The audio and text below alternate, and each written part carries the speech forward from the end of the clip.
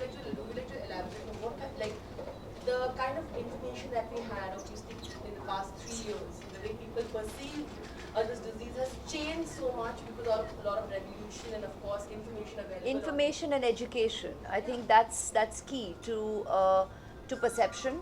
That's key to recognition. That's key to attitude, and that is where communication comes in. Because as long as we keep the communication ongoing, people will remain informed. People will remain educated, and thereby the perceived social stigma should definitely be pulled down, and people should be. I mean, that will be the day when the issues are more practically discussed, and I think that's when it becomes more effective. When you actually address it as something that needs attention, and what's the action to follow. That's what I mean by practicality. That is when we can effectively do something about it. The moment you have the concerns of social stigma, of shame, of feeling basically feeling gagged, that you cannot actually speak and communicate. I think that is what we all are constantly working towards. Just dropping those, dare I say, veneers. Once those barriers disappear, work becomes more effective. Have you seen a massive change or a gradual change? You're speaking to people who belong to a very, very urban social culture. So from our perception, we believe that yes, there has been a huge change, but we do at the same time know it's never enough. That's not enough. There's never enough change because, like I said, while the statistics do seem large, I always look at statistics a bit skeptically, because that never is actually inclusive of genuinely every individual who exists out there on the turf.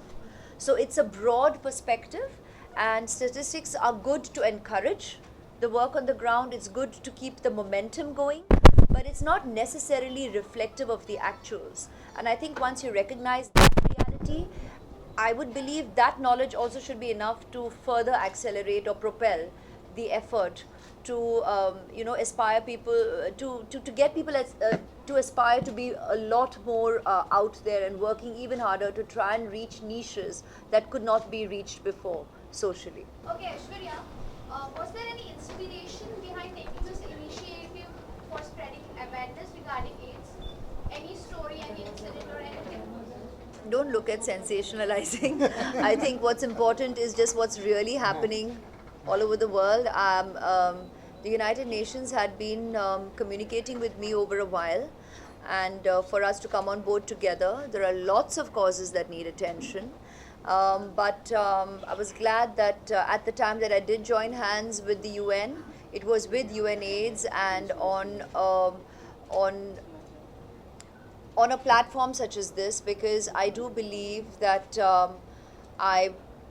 I just wanted to help reach out to a lot of women and across the world, but largely even in our own country, because communication is key, and the more we encourage our social structure to allow people to communicate more openly, the more we'll be able to bring about effective change.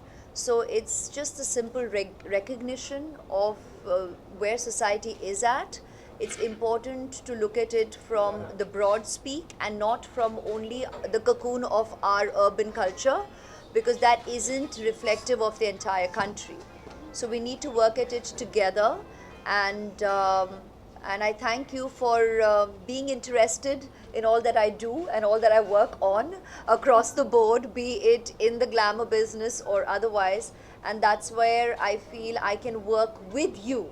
And probably that's the inspiration. So thank you for coming to wherever I go to, and I'm able to then do the effective work together.